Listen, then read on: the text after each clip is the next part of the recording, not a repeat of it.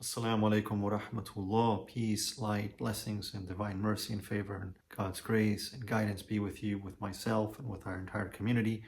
Welcome, brothers and sisters. This is Ihsan, and this is another Ramadan reminder to help keep us focused and progressing and moving forward, inshallah ta'ala, with God's grace and will to get the most out of this holy and sacred month of fasting and beyond. Today's reminder is simply this: fight for goodness.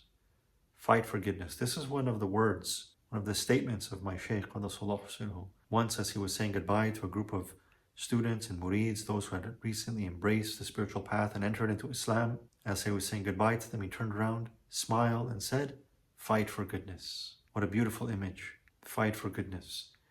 We have to remember that we are at war. We are at war, and we have been since the beginning of creation, since the beginning of our creation. That war was declared upon us by Satan, by Iblis, and by those who follow him. And his goal and their goal is to make humanity, to make mankind stray off the straight path, to lose the way, to lose purpose, to lose goodness, to lose light, to lose beauty, to lose excellence, to lose honor, the divine honor which Allah has graced humanity with.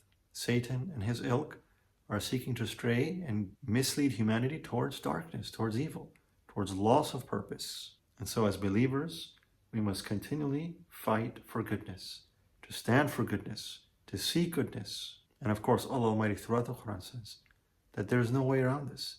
This is the nature of this world. This world is such that it requires struggle, mujahida, both outwardly and inwardly. And it is this inward struggle that is the greater struggle. It's the inner jihad that is the greater jihad. Either way, there is no escaping. We must struggle to survive. We must struggle to thrive. We must struggle to ascend and to transcend. We must struggle to progress. This is the nature of life in the world. And so we must fight for goodness.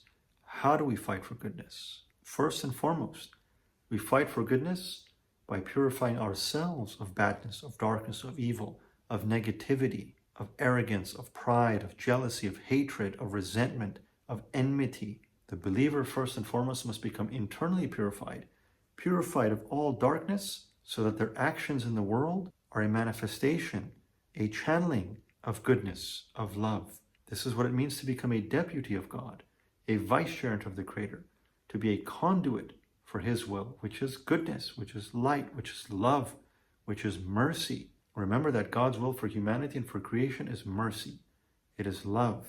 And so one of the great pitfalls on the path when fighting and seeking to establish or to pursue goodness is to slip into darkness, into anger, into negativity, into pessimism. And as soon as we do that, we become a tool of darkness. We become a part of the evil. So the believer must continue to stay focused on light and only act and operate through and with light, with goodness, with love, with excellence. And this is the trap. This is how Satan uses our good intentions against us.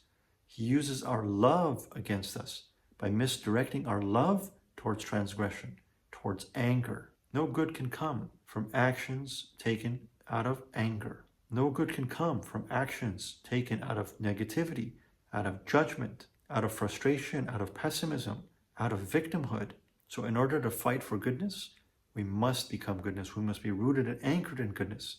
We must first and foremost purify ourselves of all darkness and negativity and only take positive and constructive action in the world. We must establish ourselves upon the straight path. We must establish ourselves as servants of Allah Almighty. We must be disciplined upon ourselves and merciful towards others. We must be disciplined upon ourselves. And this is the way of the greats. This is the way of the masters, the way of the awliya. They're very disciplined with themselves, but merciful, kind, and lenient with others. And this, of course, was the way of our Prophet ﷺ, the character of our Prophet ﷺ. And Allah Almighty praises him and says that had you not been such, people would have run away from you. And so we too must be Ra'uf Rahim, merciful, kind, lenient, loving, generous. And before we even think about any type of external struggle, we must first master and control ourselves, purify ourselves, humble ourselves. Otherwise, any action we take in the outer world will be motivated by ego and will only lead to darkness. The truth is, you cannot fight against darkness. The more you fight against darkness, the more you empower it. The only way to overcome darkness and evil is to bring the light. It takes but light to dispel the darkness. And so as believers, we must become the light. This is the meaning of fight for goodness, to purify ourselves of darkness so that we become light, and our very presence then dispels darkness by God's grace, because it's His light. It is Allah Almighty Subhanahu wa Ta'ala that is the light of the heavens and the earth. And the more that we surrender ourselves, submit ourselves, empty ourselves of ego and pride and arrogance, the more that we become filled with His light, the more that His light operates and acts and flows through us, and the more that His light dispels darkness from our environments, from our lives, and from our world. May Allah Almighty Subhanahu wa Ta'ala anchor us in goodness and in light, and may He give us the clarity and the himmah, the strength, the will to continually strive for and fight for goodness in the best and most blessed and most beautiful of ways, by becoming good, by becoming light. To your divine and eternal success, may Allah Almighty be with you. Fi aman Allah. Assalamu alaikum wa rahmatullah.